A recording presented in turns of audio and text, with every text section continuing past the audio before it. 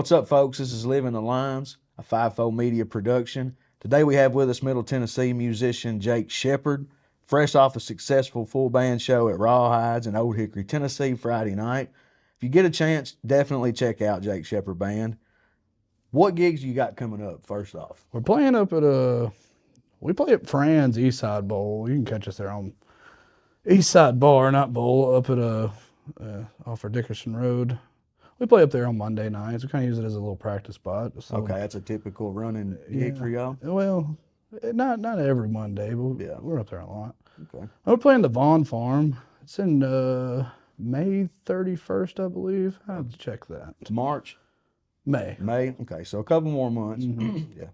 I'm sure Rawhides will have us back before then, too. So. Right. Yeah. The Vaughn Farm, me and McGregor, we played up there. It's in West Tennessee. It's kind of an ATV park thing. Y'all have a good time up there, man. It's an interesting crowd, but I think y'all can turn it up and make it a good show. I teched up there for Chase Matthew. I remember that stage being kind of bouncy, so I guess we'll it's down home. It's down home, man. But it's fun. It's a lot of. We had a lot of fun up there. I want to talk about your band and all the stuff you got going on right now, but let's just talk about you for a second. I want to know, where did you grow up at? I grew up in Adams, Tennessee, Stroudsville. Okay. I'm a Stroudsville boy. We grew up off of this little road called Ogg Road. And Daddy was an engineer and Mom was a dentist. And we lived with a bunch of cows pretty much out there on the farm. So country boy. Yeah. Adams, Tennessee is, so it's an interesting place. Robertson County boy too. Oh, yeah. Yeah. A lot of you lived there your tobacco. whole life? Yeah. Yeah. I lived there until about high school. We moved up here to Hendersonville. Okay. How did you get into music? I've always played. My brother, Dad had got Corbin, my brother, his name's Corbin, shout out Corbin. Yeah. He had got my brother a little Jasmine, which is a Takamine, kind of like an Epiphone to Gibson kind of thing. And I'd run in his room and go grab it and steal it, take it to my room. He's like, where's my guitar at? I didn't know what a guitar pick was for the longest time. I just used quarters. Right. But yeah, didn't know if it was in tune or not. Just always been drawn to it. What age were you around this? Oh, 3, Oh, okay. 4, as soon as I could pick it up. You know? People are naturally drawn to the guitar, man. It's a weird thing. Like, you don't know nothing. You may not even know nothing about music or what you're doing at all, but there's something about, I've heard so many people talk about, they just see it sitting over there or see somebody playing it, and they just have this natural instinct to be drawn to it. Who were some of your early influences? What really got me playing guitar, though, like got me into like electric guitar. I was the lead guitar player I was the front man of a band. Is usually how it goes. I had a Queen disc. Somebody gave me a Queen CD. Okay. Little Brian May action? Yeah, and that blew my mind at about 10 years old. Really? So I was a rock and roller at first. Then, Right. We'd ride up to LBL, that's Land Between the Lakes up there, Piney, and go camp. And Dad always had this Waylon Jennings greatest hits. He burned it off or something, you know. And we'd ride up there listening to Waylon, So just a mix of like just traditional country and like the rock stuff, was what you were early influenced by. Oh, The yeah. sounds that you were hearing around. Mm-hmm. Grandparents listening to older stuff. Oh, Granddad loved Elvis. Anytime we went on a trip with Granddad, he had it on the XM Elvis radio, Yeah. He could afford it. We had a buddy of ours in here the other day, and he, Biddy James, he put out a song, I Heartbreak like Hotel. old Biddy, yeah. Heartbreak Hotel. And bless his heart, he's a younger kid, man. He didn't get started in this till about 2020. But he had no idea that Heartbreak Hotel was an Elvis tune. The song was produced and out and done before somebody kind of let him in on the secret. What do you think it was that about some of those sounds that resonated so much with you at a young age? I guess it was just Mom and Dad liking it, Yeah.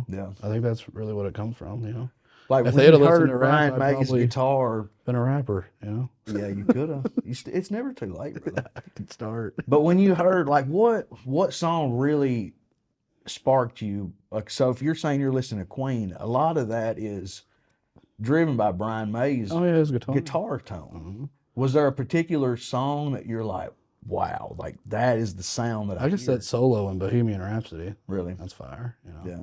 Those are unique kind of sounds. What's cool about Brian May is, I didn't know this at the time, but he also uses like a penny or some kind of coin or something, whatever they spend their money with over there Right. across the pond. Yeah, sure. It'd be a little heavy, a pound or something. Well, they call it a British pound. Okay. Um, do Uh, you remember there being a moment where you were like, this is what I want to do? oh yeah, yeah. It's always been there. Yeah. You know. When did you start really trying to get into it? When did you get your own guitar? Dad got me a little electric guitar when I was about 10. So you He started on realized, electric yeah, with your own. yeah, a little Ibanez Geo was a rattle can amp, you know, Yeah. Hard to beat, man. with 5 strings, you know.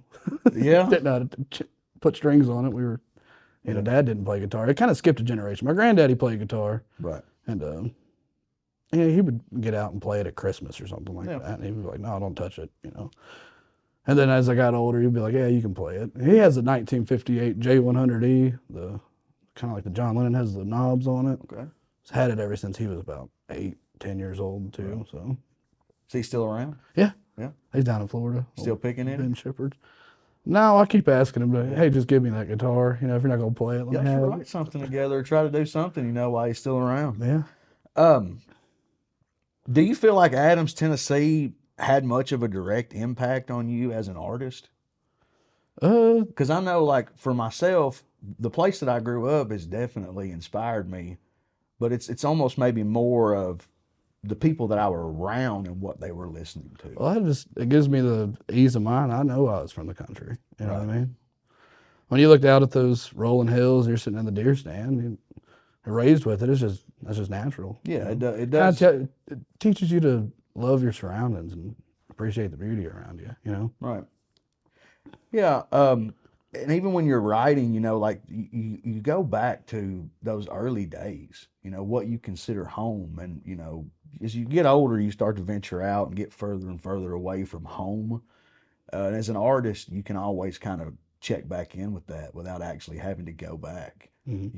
You could write something or find a melody that maybe triggers those thoughts and stuff. Do you feel like growing up so close to Nashville maybe fueled your dreams more because it seemed way more attainable, knowing that it was kind of like right there? Yeah, I feel like it's easier because I'm just used to being here. Right. You get all these people that come into town and it's like they don't know how to hustle in this town. You know, they just think, oh, I'm gonna go play on Broadway and be rich. Yeah. That's gonna happen. You know, we're used to just being here. You know what I mean? Just playing music, just the fun part of it to me. You know.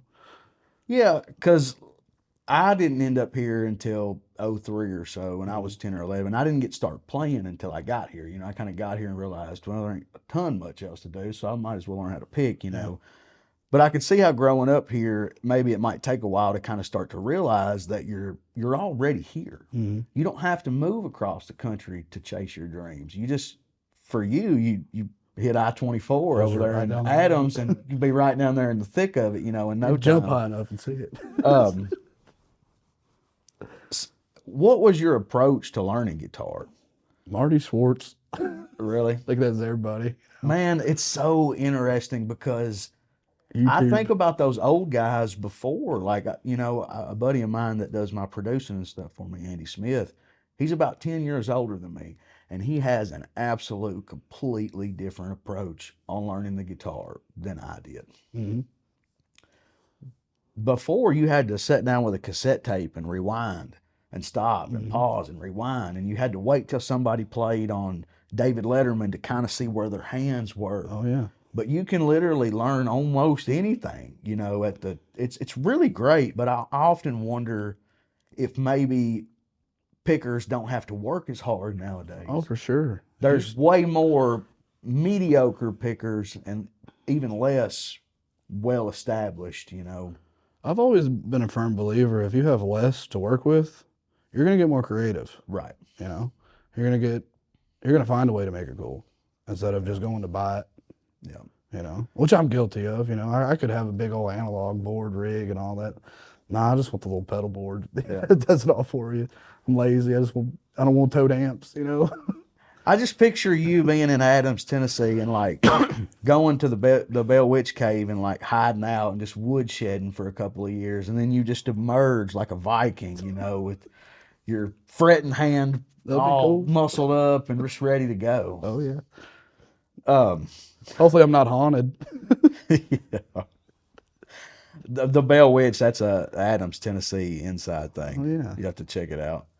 I met you for the first time last summer. You were playing with Dustin Spears. Oh yeah, well dusted. And you've done plenty of running around before that, but how did you end up in Dustin's band? I ran into Dustin at Sam Ash, I believe, and Scott, his drummer, we worked at Sam Ash together and kind of just Okay. formed You worked at Sam Ash? for Okay. a short time. Yeah. Shout out It's gone Jamie. now, man. R.I.P. Yeah, that was the OG North Nashville music Dude, store, man. I wish they'd turn it into a bar or something. I Well, think it would be a cool little venue. McGregor was in Guitar Center the other day, and he said that when their lease is up at the mall, that Guitar Center's moving over there. Oh, that'd be nice. Yeah. We missed the mom and pop days of like down home guitar stores. Springfield Guitar Company. I don't know if you ever frequented. Oh yeah, I go on Old Melvin. I don't Marvin. think that's Marvin or Melvin. Marvin. I was in there the other day trying to get some raws, and I didn't know they took cash only. I drove all the way from Guitar Center. I've been learning how to play fiddle. I suck. Yeah. But I drove all the way from Guitar Center because they don't sell rosin up there at Guitar Center. So I drove all the way up here. And everything's, you got to pay on card and stuff now. So I've adapted. Yeah. Get up there, cash only. Yeah. I haven't been in there in years, man. Bless their heart. They never, I used to know guys that taught lessons up there for a long time. And Springfield Guitar Company, if you want to be a Gibson dealer or a Fender dealer or somebody like that, you have to pay in a large amount of money. I think 10 or 15 years ago, it was $60,000 or $70,000 a year just to become a Fender dealer. Mm-hmm. So those small mom and pop guitar shops, they can't never, other than use stock, they can't build up any, good quality stock, And even like you're saying, not being able to pay with card and stuff, it just becomes a novelty thing, where you don't really go in there and they all kind of die out. Mm-hmm. I've kind of learned that they've been really working with kids, giving lessons and stuff like that. I think that's what that store's more been turned into. Quick little place, come get your strings, But Marlon Rudd. Marlon, that's what it is. Yes, it is.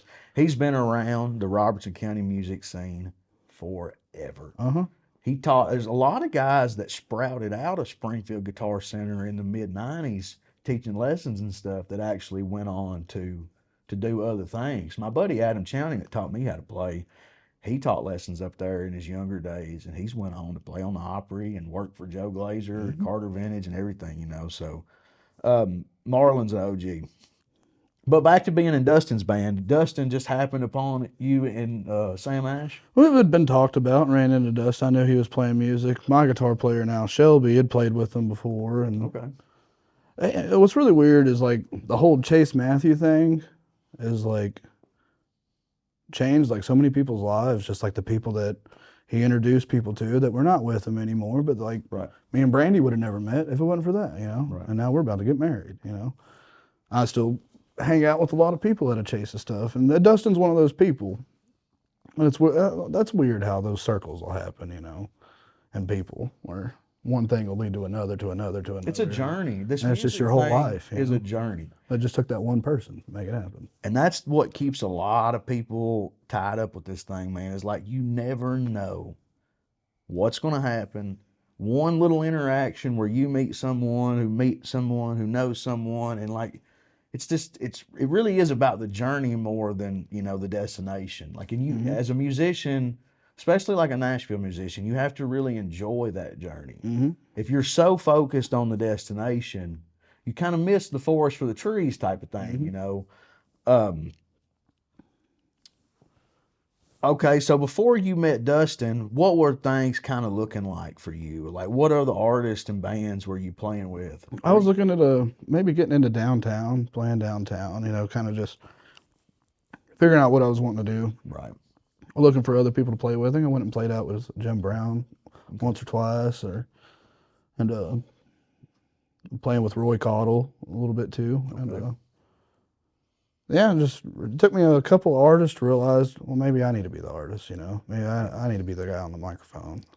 Yeah, you grow as an artist and you start to realize who you are, what you are, kind of why you are, why you like what you like, how you want it's a lot of, slow burn with some of this stuff, becoming and finding yourself, the artist that you want to be and all that. Which I'm glad I kind of took that road too, because I'd have never known how to treat a band right. Right. You learn from all these guys, Yeah. You're there for your band. That band, they make you sound good. They have just as much time as into this stuff as you do. Yeah. Regardless, they've been in your band for 2 days. You need to treat that person with respect. He's spent his whole life in his bedroom learning, working as hard as he can for you. That's not somebody you can just throw away. Right. A lot of these artists do that, man. You got to watch yourself as a guitar player out there, y'all. So it's a rough road, man. Mm-hmm. It's a rough road being just a picker. See, you used to be able to self-sustain as just being a guitar player. That's when people cared about guitar players. I feel like that's a lost art a little bit. Well, they've cut the solo out of everything. Yeah. They don't want this guitar solo and stuff no more. And like things are just changed so much. You have to be multidimensional now. Mm-hmm. Like when I first started, you're probably the same way. Like I kind of just wanted to be a guitar player. Mm-hmm. I'm not a person that really craves like the attention and the center. I like being just along for the ride. I like experiencing things, and just making music. And when I first got into this, I thought that a lot of music was just peace and love and guys getting together wanting to jam, you know, but it is far from that. And I catch myself trying to, I want the dudes come over and have barbecues and all that. I got to understand they're busy, Right. It ain't about me. Right.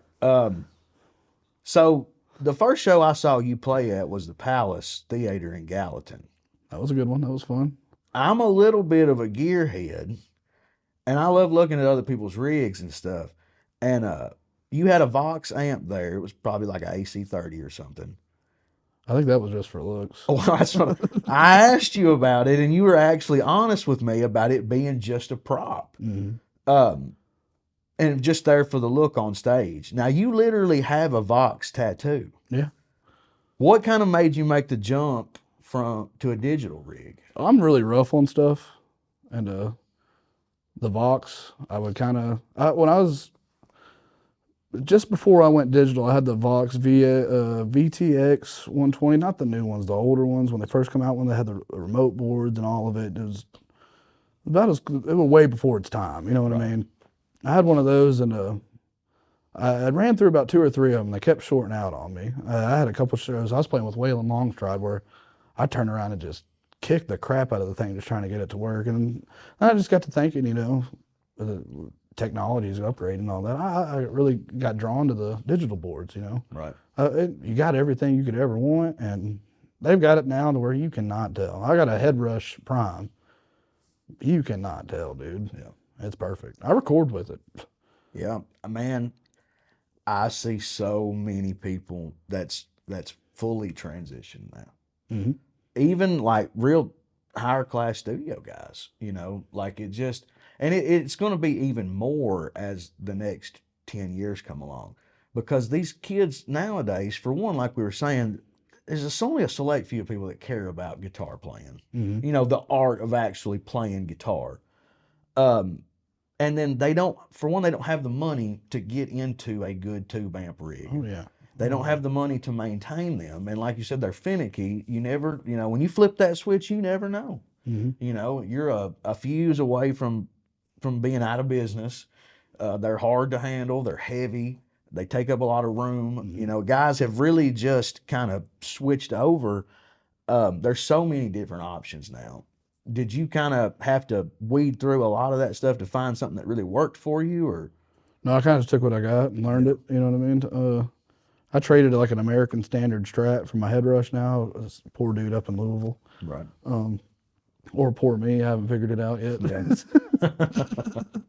But I was going after a Helix. That's what I kind of wanted, or a Kemper. Those are the well-known names. And right. But I've got the Headrush. I have no want of another one. Right. It has served me more than right. Yeah, and you can. I've dabbled with the digital stuff just a little bit. I've got a small deluxe reverb amp and a pedal deal that I have for backup. But so many like real touring musicians, they're like, you can't beat it. Like it's for one, if you like, unless you're a real true tube amp like professional, you're never going to hear the difference. And even if you are, well tuned to tube amp style stuff, it's nothing you're ever going to notice once the drummer starts. And you can have the same exact sound every night Mm-hmm. at the with minimal time. And when you're playing these places where you got to get in and get out, it's like a no-brainer. You can have all your gear right there with you in a backpack. And now that I'm toting around a full PA and stuff now, I Yeah. didn't want to tote an amp, so what do I get? A It full doesn't make PA. sense. Full PA. I get a full PA. It just doesn't make sense. And like I said, in the next 10 years, tube amps may be obsolete. I mean, there'll be a certain group of people that still love that old stuff. I think you'll see it in recording. That's about it. Right. You'll see the little dudes toting their little amps around at the studios. Yeah. It is weird, though, that it's took this long because that's technology that was coming about in the 50s, tube-driven amplification. And for the next 75 years, they never could really figure out anything that sounded better than that. Well, they've got it right the first time a lot of times in music, and I just think it's when all the planets aligned and The Telecaster. oh yeah, that was the It first. does thing. exactly what I what it's play. supposed to do every time. You don't have to tune it hardly. It's Don't have to there. change anything that he had on it. Just leave them like they are, Fender. They're still made the exact, I'm relatively the exact same way. Did you go through a bunch of different gear, coming up, Yeah, you kind of break stuff, and trying you're to like, find your sound? oh, now I got to go get something, and I got $200. Let's go get this Fender Champion that we're gonna blow probably tonight. Were you playing a lot of places in high school with bands and stuff? in your No, younger not days? really. I was actually a golfer. Okay. Play golf and just deer hunting and golfing and just playing in the bedroom. Yeah, even when I was in high school and stuff, there was no bands. There might have been a guy or two that played a little guitar, but there was no musicians in school. Like, it was kind of a dying thing when you got up into our generation. And I think 10 or 15 years before that, it would have been a completely different story. I always thought I was a loser in high school. I didn't go hang out with the cool kids that were over there playing guitar. Well, that usually means that you're above average. Like, when you're really popular in high school, a lot of those guys peak early and they never really kind of get out of I that. think they're in jail or something now. I seen. Yeah. Kind of talk about what your rig is now. Like when you're playing live, what is your guitar rig? I got this little Fender custom shop and running Strat into or a Telly? telly. Yeah. It's green, that green one I always got. I got that. I'll go between that one and my Reverend. I got a Reverend Eastsider, Okay. the 3 pickups, so I can get the Strat tones. But my guitar player, Shelby Grant, he plays the Strat, so I haven't played the Reverend out. I just let him deal with that stuff. And then I'm running into a Headrush Prime. We got it all set up. I couldn't remember what I've done to it. Yeah. But and then I also run my Martin through the Headrush too.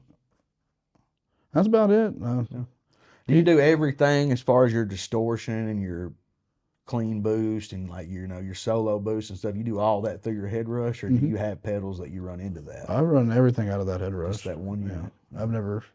I haven't found anything that I would think would sound better. Yeah. Everything I'm on there not sounds good. too familiar with a lot of that stuff, so it's interesting to me to hear the options. Well, that Headrush is cool, man. It's got a 6-7 inch screen. It's all touch screen. You could Yeah. move stuff around. I think they've got it to where you can use your iPad now. I haven't played with that yet. Right. It's like a little computer, man. It updates on its own, and you gotta be careful leaving it plugged in because it'll update and change stuff. Yeah. And you're like, oh, I'm just a stupid country boy. I'm like, oh, this is not the same color as Yeah. it was yesterday. Do you notice with guitar tone that what sounds really great today, maybe tomorrow doesn't sound that great? Oh yeah, for sure. I'll come back to tones and go, oh, what was I thinking? That's always. I think it's those left-handed cigarettes. I think it's just day by day. I think your ears and stuff. Music is. I used to think if you had it, you had it. If you knew how to do it, but it's like a muscle. Some days it's tired, and some days it's more inspired, and some. It's a unique thing. And performing live, you have to really learn how to harness that and get it to where you need it to be. I've learned that with like recording music too. Like you get something you think's mastered or whatever, and you get back to listen to it, and you're like, oh, I hate this. I want more sparkle here or Right. whatever. Then the next day I hear it the way I wanted it and go, no, I want it the other way. Yeah. Yeah, sometimes you just have to release it. Like just wash your Yeah. hands of it and go about it, you know. I think that's a lot of downfall with a lot of artists too.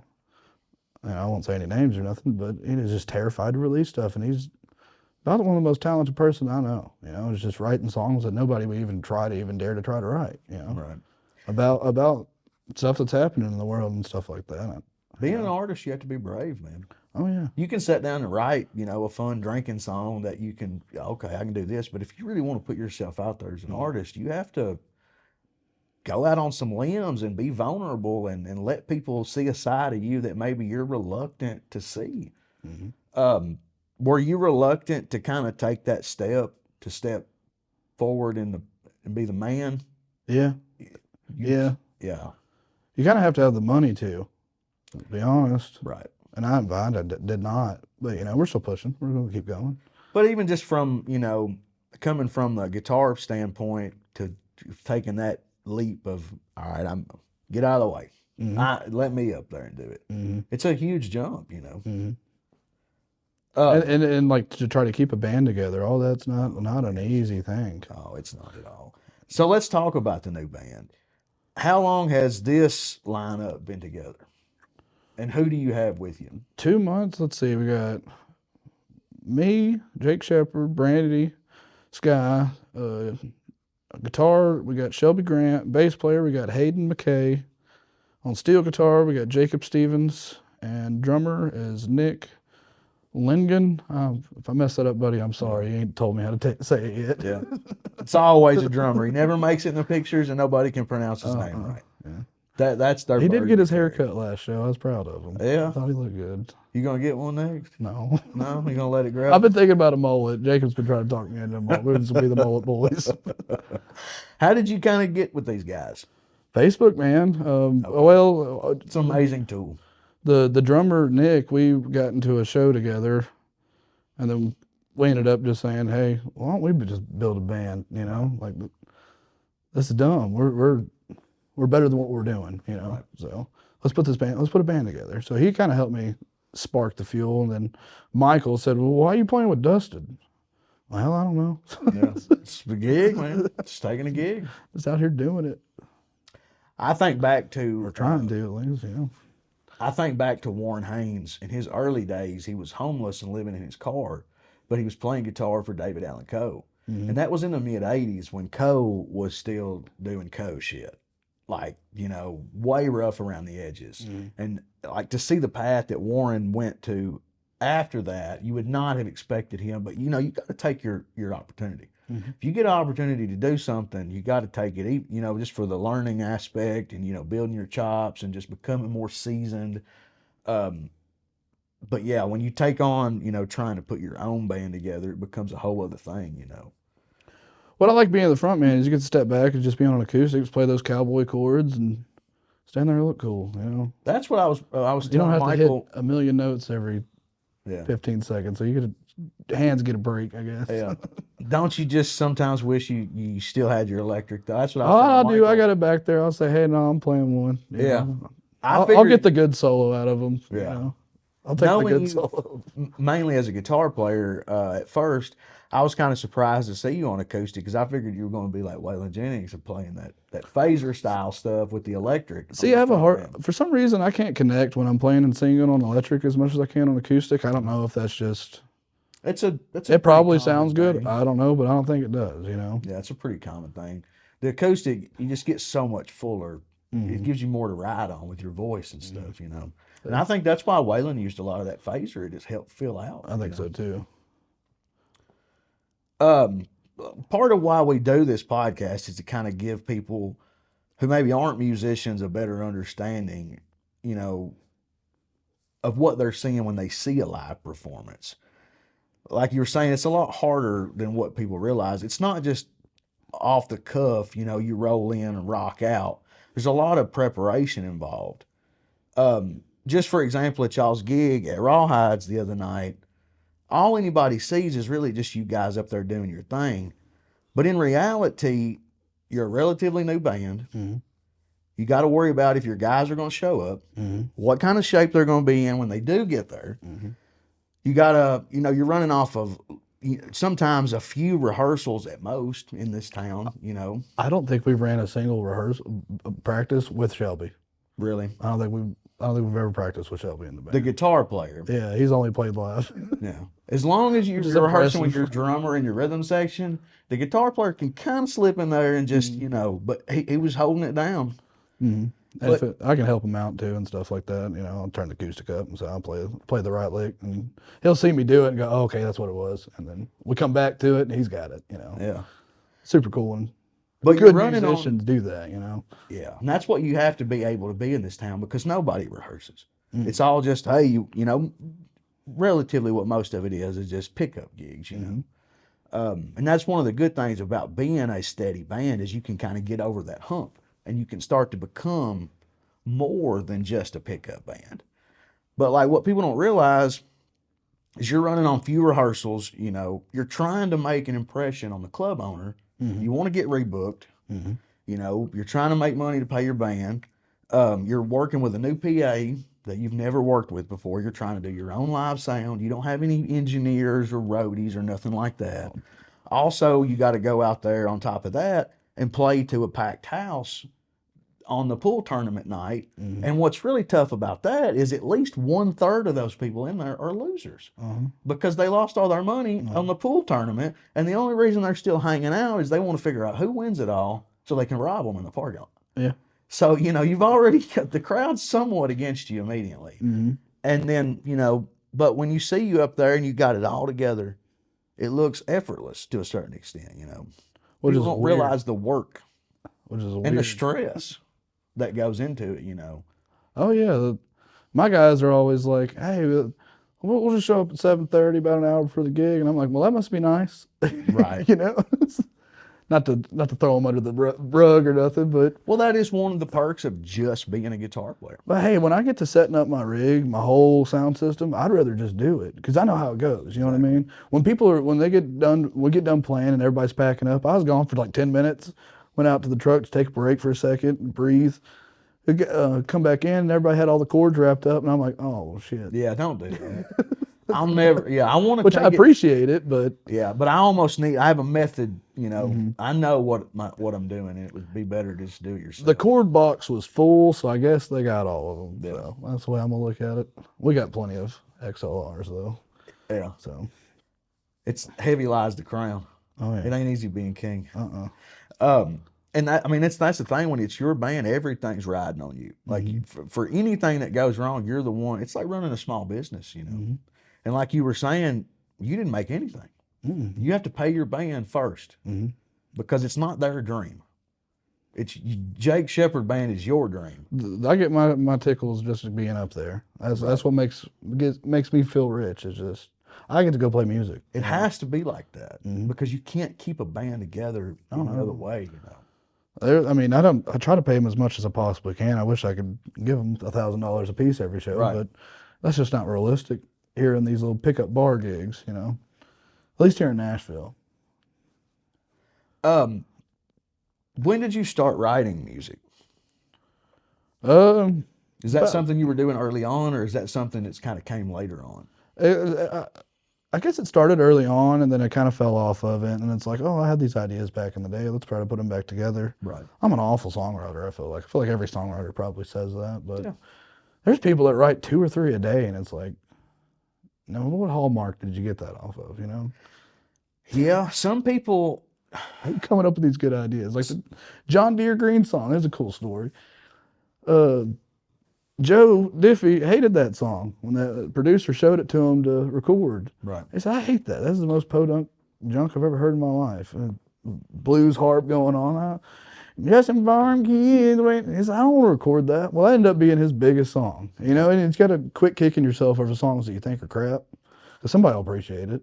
Yeah. And you just have to trust your own artistic judgment. Sometimes, like you're saying, though, you don't have any idea of what's best. And sometimes your biggest songs are songs that you like the least. or you had the least amount of hope in, you know.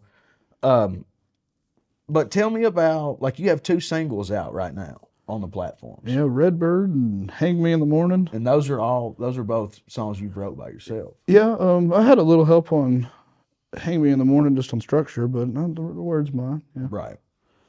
Where did y'all record that at? We recorded that in an apartment in Hendersonville Okay. for the most part, and then some of it was at Black Tie's studio. It's not really a studio room; it's more of a listening room for studio monitors. But we had rented the room out for the day. Or Scott's a great dude; he'd probably just let us do it for free. Who knows? And yeah, it was we just kind of recorded where we could. Right. Now, Redbird, that was the first part of the song, the real kind of edgy, low quality part of the song. I wanted it to sound old. We recorded that in a park because I wanted birds like in the background. I didn't want it to be sounding fake either. I wanted it to be real. Right. And then we went into full studio mode halfway through the song. It's just a big explosion of. Yeah, it kind of builds up really slow before it breaks open. And you kind of don't expect it to do that. Like We had a snare shot in there that was just like really loud. We ended up taking it out because it was scaring people. Hell yeah. Because you think the song's over, it's just like whack.